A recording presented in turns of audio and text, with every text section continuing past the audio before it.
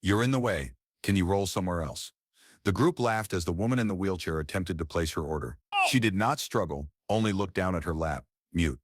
3 minutes passed, when the street outside the diner started to vibrate, and a Chinook helicopter landed outside the diner. Who was she, and why did the military pick her up? Let's find out what actually happened.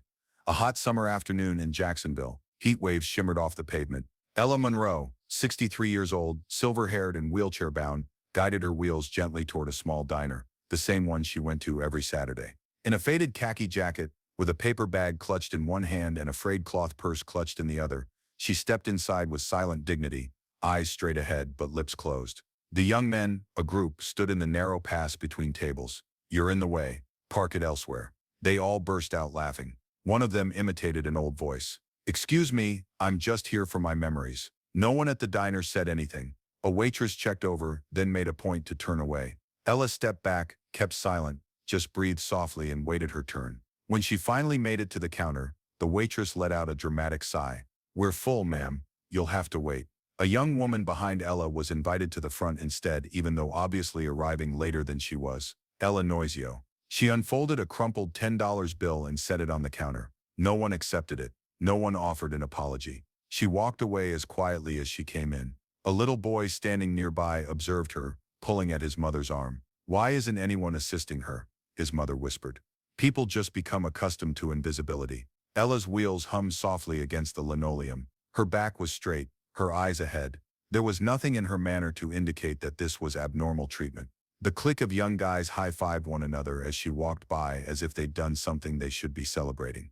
Outside, the sun pounded ruthlessly in the afternoon. Ella walked on, momentarily stopping to adjust her hat, her eyes squinting from the brightness. A brief shadow of something, pain, resignation flashed across her face before vanishing once again. Behind studied neutrality, what they most missed was the tiny military pin, hidden in her jacket, only visible when the wind blew the fabric up for a split second. Not today, though. Today she was noticed, just not by them. Ella exited the diner, walking toward her favorite bench in the park, where a weathered willow tree offered shade from the noon sun. A tiny loaf of bread from the bakery behind the market, where she had prepared to try diner on it, was nestled within her paper bag. Weathered, corners soft with age, in a photograph. Ella in medical corps uniform, standing amidst young soldiers, faces mud-streak, but radiating relief. 1984 Grenada battlefront.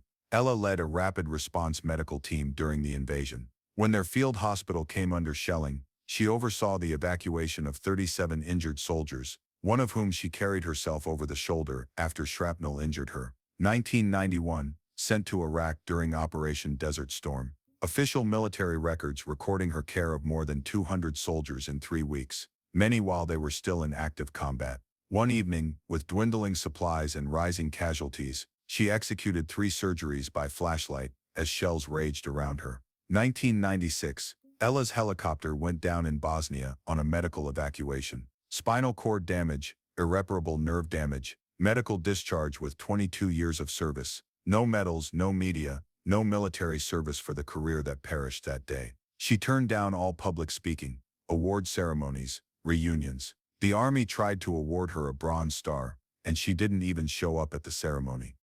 I was just doing my job, is all she ever uttered. Her husband, who was a Chinook pilot, died in 2004 from a heart attack while training new recruits. Their daughter, who works in Europe these days as a doctor for Doctors Without Borders, calls every now and then, but does not visit often. Ella's relationship had turned sour after her withdrawal into the world after her husband's death. Ever since, Ella lived in quiet awe, never letting anyone in town know she was a veteran, simply stored the picture and her medical emblem well concealed in her bag. 3 weeks ago, an email arrived at the library where she often read, "We've been looking for you. We haven't forgotten." Lieutenant Mark Dawson, 3rd Airborne Medical Division. Ella didn't respond, but today she carried that old photograph, as if to say, if there were no more chances to speak, at least memory would accompany her. Each Saturday followed the same pattern. The diner try, then the park, then the 3 blocks away Veterans Memorial that no one knew she assisted in designing. The inscription, "For those who served but were never recognized," was her idea, though the committee never knew she was talking partially about herself. People walked by her without noticing. Her waitress had no concept Ella once did emergency surgery, relying on nothing more than a pen light and field kit when generators quit during a sandstorm.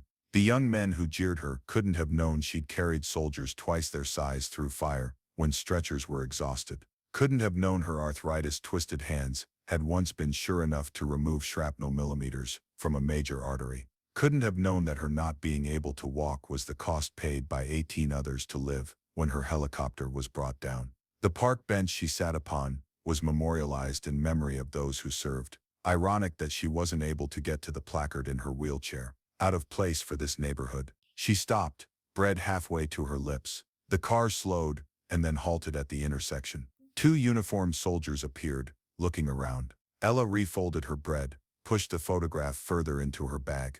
For 28 years, she'd had her privacy, her silence, her dignity without anyone noticing. Had they tracked her down? And if so, why now? 3 minutes after Ella had left the diner, the earth started to vibrate gently. A far-off whoop-whoop noise grew louder, thunder-like. Everyone in the diner paused eating, heads up. A giant Chinook transport helicopter comes down in the center of the street, 50 m from the door of the diner. Its door opens. Plumes of dust erupted. 6 troops in special operations uniform step out, line up, and salute as one.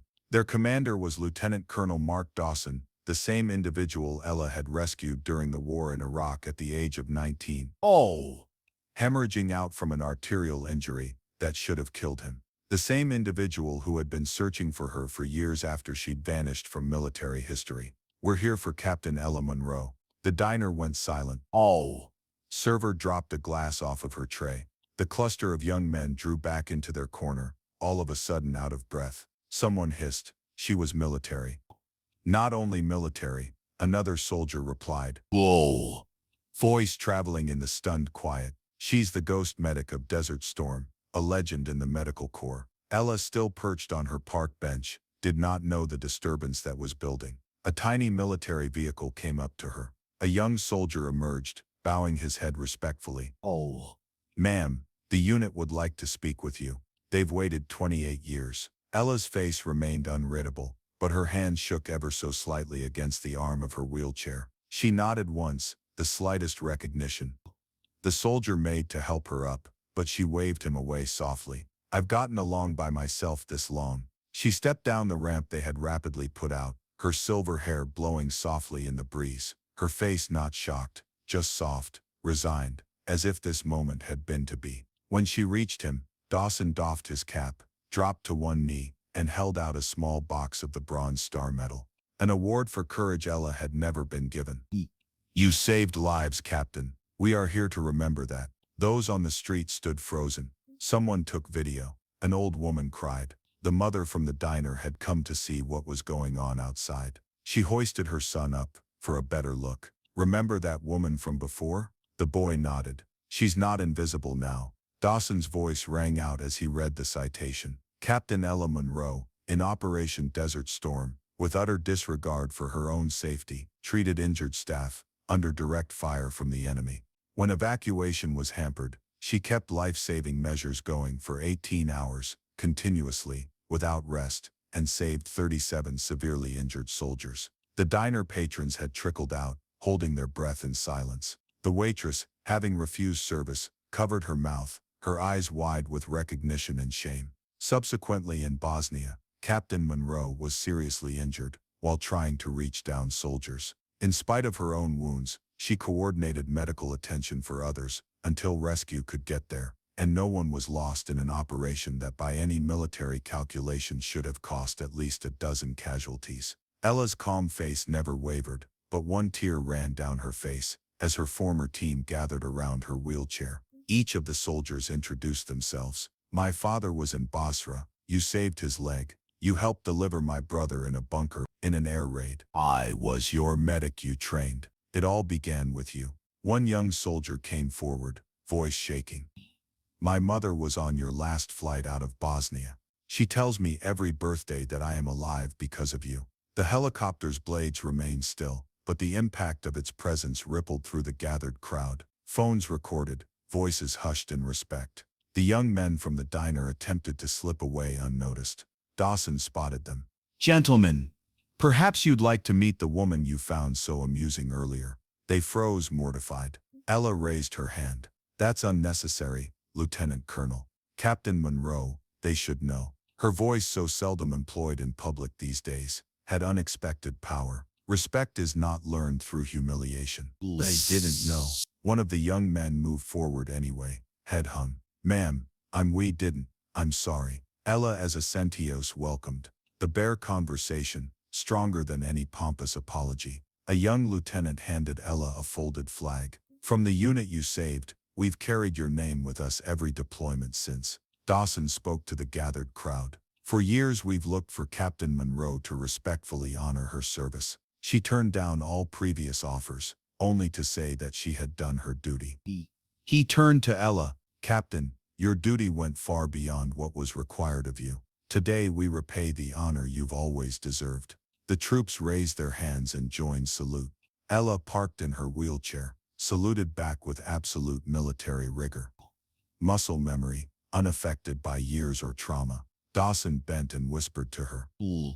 Why did you go into hiding for so long, Captain? Ella gazed up at him, her eyes sharp and purposeful. Because the work was important, not the praise. Dawson nodded. And now, she said quietly, I'm too tired to run anymore. When did you ever see someone get the recognition they deserved after being overlooked? Comment justice below. The newspaper headline the next day was, The Invisible Hero. Captain Ella Monroe found and honored. Ella was offered a place at the Distinguished Veterans Residence in North Carolina, a comfortable building with medical care, and the companionship of those who knew service and sacrifice. After a little hesitation, she took it. I've been alone long enough, she confessed to Dawson. The diner installed a small plaque by the entrance. We didn't see her before, but we'll never forget her again. The young waitress brought flowers to the park the next day, but Ella no longer waited there. Instead, there was a new bench with the inscription, To those who served silently. Lieutenant Colonel Dawson phoned Ella's daughter. Both of them attended the formal commendation ceremony at Fort Bragg. Her daughter cried, I never knew who my mother was today. Ella simple necessared. I just needed you to understand. The ceremony was small, according to Ella's wishes. No press except local. No politicians, just soldiers past and present paying tribute to one of their own. A foundation was created in Ella's name, giving specialized wheelchairs to wounded veterans. The owner of the diner personally delivered a handwritten apology along with a lifetime warranty. Your meal is always on the house, Captain. Ella refused it. I don't want special treatment now, just equal treatment for all. The young men who had taunted her sent a letter to her new home. Inside was a donation to the Veterans Hospital and a promise to volunteer there monthly. Ella placed their letter alongside her bronze star. When asked why, she smiled. Redemption matters more than retribution. At the veterans' residence, Ella finally started telling her stories, not of bravery or peril, but of the humor, camaraderie, and humanity she'd seen in war zones. Her medical skills found new meaning as she mentored young military physicians getting ready to deploy. The medicine is the easy part, she told them. Remembering the person behind the wounds is what saves lives. 6 months after the helicopter landing, a documentary filmmaker approached Ella about telling her story. Oh, why now? He asked after turning down recognition for so long. Ella thought this over. Because now it's not about me. It's about all the people you can't see. The ones in wheelchairs or with canes or with scars you can't see. If my story encourages someone to look twice before judging, then it's worth saying. The filmmaker nodded. And the helicopter entrance, was that your idea? Ella laughed for the first time during the interview. A bright, natural sound. Military subtlety has never been our forte. What most surprised her about her new life wasn't the recognition or the comfort. It was being free from hiding. The simple relief of being herself again. Captain Ella Monroe, not the woman in the wheelchair. At her new apartment, she pinned up the photograph that had remained concealed in her bag for years. Below it, she laid out the crumpled napkin from that last diner visit, reminding her that journeys end where they're supposed to, and not where we expect. There are people who serve their lives through and still get overlooked. A woman in a wheelchair may have carried hundreds of people off battlefields. Being forgotten isn't as agonizing as being misjudged. That day when the Chinook came down in the street, every eye changed. Not because of the noise, but because suddenly they realized she had always been there. They just never actually looked. Sometimes the greatest heroes are not noticed by their medals, but by the lives they touch quietly. And sometimes it takes the descent of a military helicopter to make us notice what was right in front of us the whole time. The same diner still stands on that corner. The same park bench still sits beneath the willow tree. But now when a person in a wheelchair comes in, they find every door held open, every path cleared, every gaze respectful. Sometimes change comes dramatically on helicopter blades. If you believe that silent heroes are worth remembering, not forgotten, subscribe to my channel. We share true stories of dignity, justice, and the honor that never fades.